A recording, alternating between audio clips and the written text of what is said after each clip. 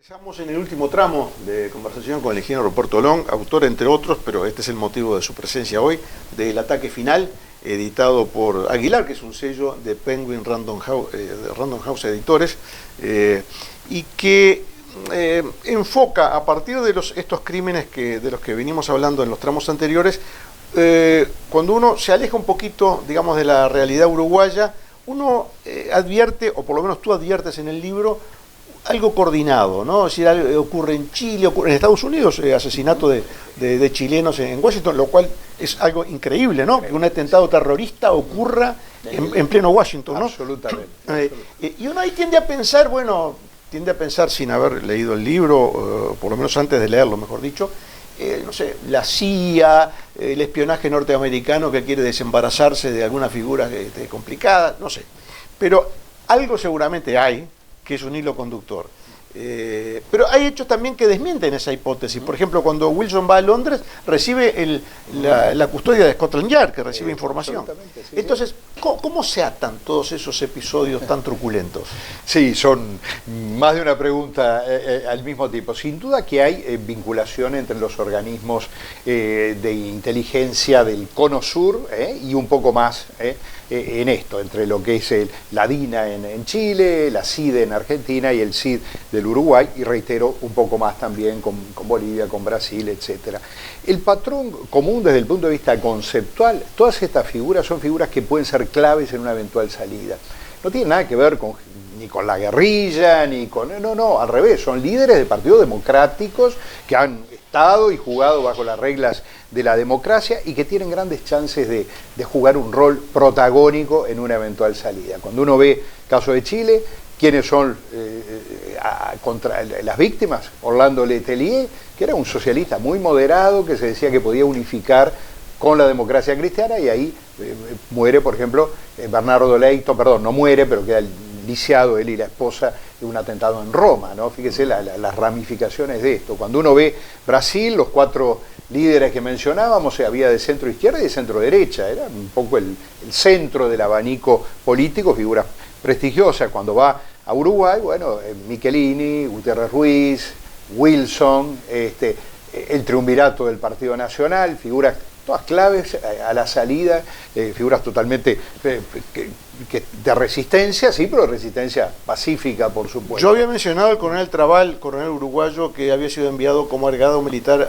a París. Precisamente no está en el libro y además pertenece a otro momento, me da la impresión, de la historia, ¿no? Sí, no tiene vinculación con esto, ¿no? A mi juicio, no.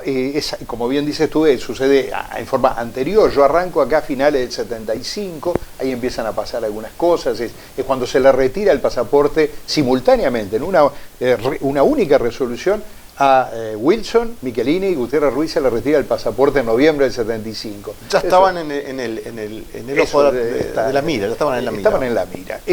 Entonces, esa es la parte. Ahora, en cuanto a la coordinación, yo creo que hay diversas etapas. La coordinación comienza por final del 74, 75, son las primeras reuniones, eso está registrado. ¿Es el famoso Plan Cóndor? El famoso Plan Cóndor. Al principio surge más como un tema de coordinación, de pasaje de informaciones, dónde está fulano, dónde está mengano. Pero luego empieza a surgir la beta de decir, bueno, pues si su fulano está ahí, que no es mi país, pero a mí me está haciendo daño, por lo que dice, por las declaraciones, bueno, vamos a echarle mano o empezar. Y ahí es donde empiezan a pasar este tipo de hechos, con mayor o menor coordinación. ¿Los desaparecidos uruguayos en Buenos Aires forman parte de esta coordinación entonces?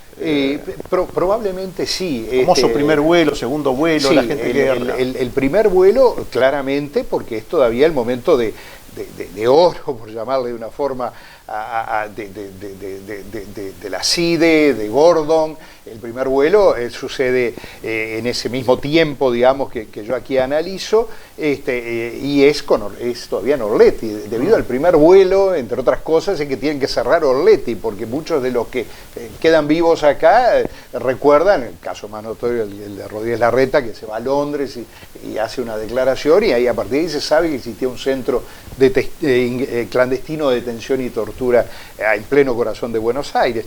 Entonces, todos estos hechos están claramente vinculados.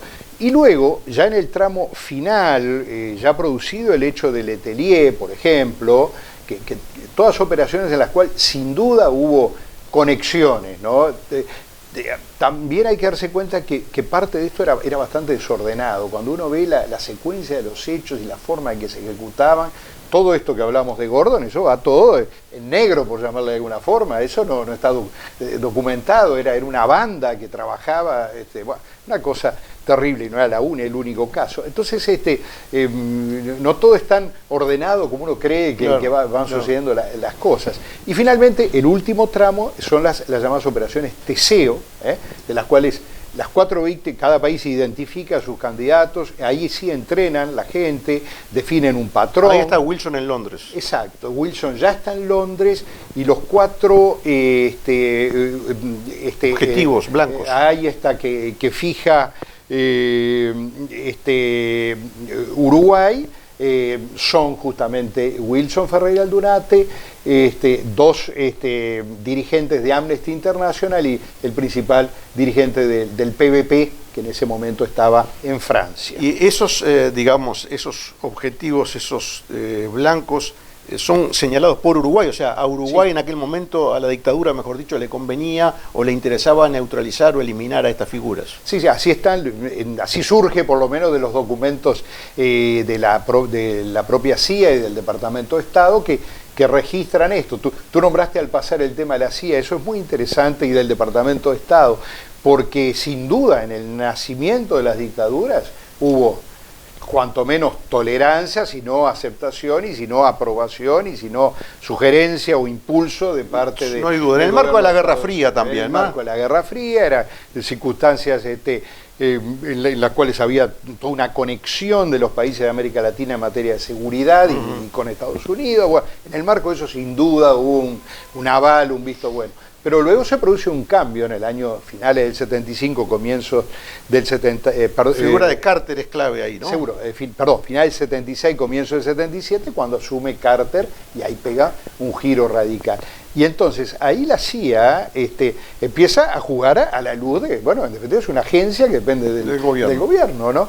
Entonces, por ejemplo, en estos hechos, cuando las agencias de estos países que estaban totalmente perforadas por la CIA, es decir, ellos tenían información de primera mano, porque incluso tenían personas de estas a las cuales le pagaban aparte para que le dieran información de las que y es aceptado, fue aceptado por muchos de ellos, ¿no?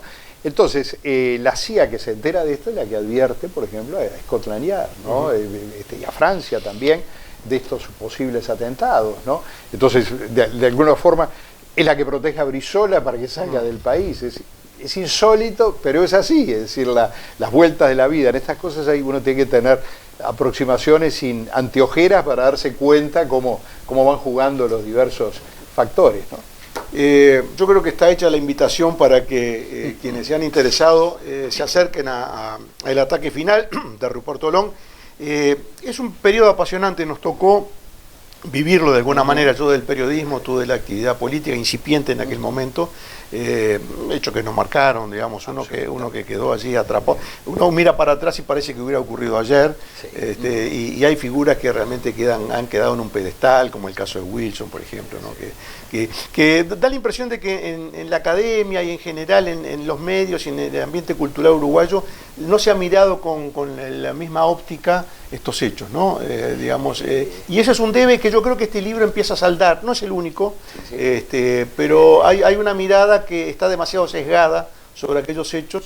Y bueno, y hubo muchos uruguayos que no solo perdieron la vida, se sacrificaron, dejaron los mejores años de su vida para que el Uruguay volviera al cauce democrático, y yo creo que este libro hace justicia con alguno de ellos. Bueno, me alegro mucho. Hay otro libro que se llama La cacería de Wilson, que es obra de acá de un gran escritor y amigo. Yo acá voy mucho también... No lo conozco, no sé quién es. ¿Quién será? ¿Quién será? Voy mucho a la parte... humana, a los detalles de la vida cotidiana, a recrear esas figuras, empezando por Cecil, que fue la víctima final, pero también lo que era Wilson, yendo de un lado a otro con sus maletas, lo que era Mario Heber, esa figura esencialmente un hombre de carácter, pero muy buena persona, muy derecho, digamos, en fin, todas esas figuras, ¿cómo era su vida en esas circunstancias? Y cómo estaba el país en aquel momento, ¿no? Yo creo que es un gran testimonio, Ruperto, así que, bueno, la verdad que se lea rapidísimo. Es un buen dato. Es un buen dato, Es un buen dato. así que no dejen de leerlo. Y en cualquier momento, amigos, retomamos este diálogo con ustedes a través de Contraviento TV. No lo hacemos con la frecuencia que nos gustaría, quizás seguramente en un futuro próximo sí lo podamos hacer, pero ya saben ustedes que aquí tienen en este espacio, en nuestro canal de YouTube, estas entrevistas para seguir acompañando los hechos de la actualidad y también los hechos del pasado. Nos vemos muy pronto.